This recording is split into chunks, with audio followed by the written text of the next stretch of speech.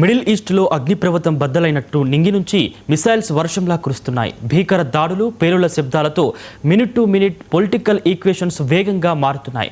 అటు Gulf countries ఉక్కిరిబిక్కిరి చేస్తున్నాయి. ఒకవైపు శాంతి మంత్రం పఠిస్తూనే మరోవైపు దాడుల పరంపరను కొనసాగిస్తూ ఇరాన్ తీసుకుంటున్న నిర్ణయాలు ఇప్పుడు ప్రపంచవ్యాప్తంగా చర్చనీయాంశమయ్యాయి.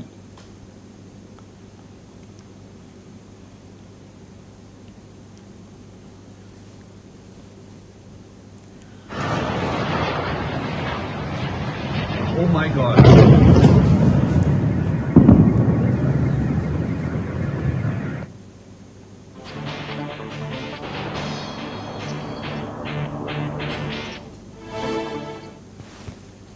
ఇరాన్ ప్రెసిడెంట్ మసౌద్ పెజెస్కియాన్ మాట తప్పారు. గల్ఫ్ దేశాలపై అటాక్ చేయడంపై సారీ చెప్పారు.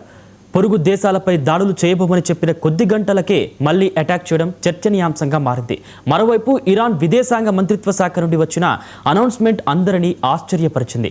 ఐక్యరాజ్యసమితి భద్రతా మండలి దురాక్రమణదారులను గుర్తించి చర్యలు తీసుకునే వరకు లేదా తమపై జరుగుతున్న కుట్రలు ఆగిపోయే వరకు ఈ దాడులు కొనసాగుతాయని టెహ్రాన్ స్పష్టం చేసింది. అంటే ఒక చేత్తో క్షమాపణ చెబుతూనే మరో చేత్తో క్షిపణులను ప్రయోగించడానికి రెడీ అయింది.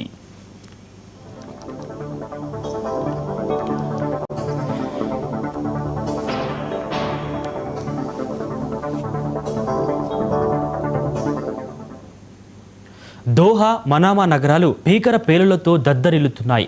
యుఏఈ, ఖతార్, బహ్రెయిన్ వంటి దేశాలు ఇరాన్ నుండి వస్తున్న డ్రోన్లు, క్షిపణులను అడ్డుకోవడానికి ఎయిర్ డిఫెన్స్ సిస్టమ్స్ను రంగంలోకి దించాయి. ముఖ్యంగా దుబాయ్ ఇంటర్నేషనల్ ఎయిర్పోర్ట్ వంటి రద్దీ ప్రాంతాల్లో ఫ్లైట్స్ రాకపోకలకు అంతరాయం కలగడం పరిస్థితి తీవ్రతకు అద్దం పడుతోంది.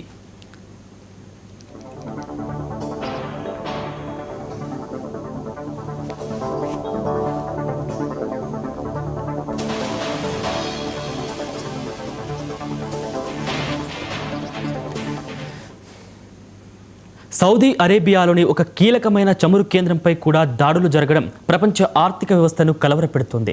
బహ్రెయిన్ నివాసితులు ప్రాణాలను అరచేతిలో పెట్టుకుని సురక్షిత ప్రాంతాలకు పరుగులు తీస్తున్నారు.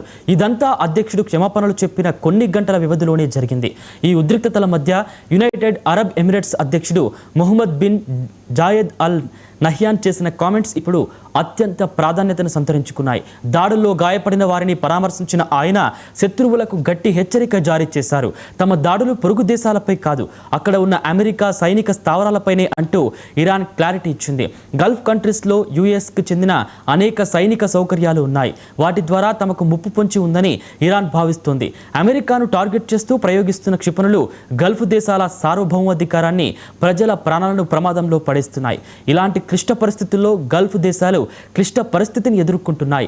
ఒకవైపు దౌత్యపరమైన చర్చలు జరుగుతుంటే మరోవైపు క్షిపణుల సౌండ్స్ వినిపిస్తూనే ఉన్నాయి. ఇరాన్ తన పంతాను మార్చుకుంటుందా, లేక ఈ ప్రాంతం మరో భారీ యుద్ధానికి వేదిక అవుతుందా అన్నది ఇప్పుడు $1 మిలియన్ ప్రశ్న. ఇరాన్ మొండితనం మధ్య ఈ ప్రాంతం ఇప్పుడు ఒక ముగింపు లేని పోరాటంలా మారింది.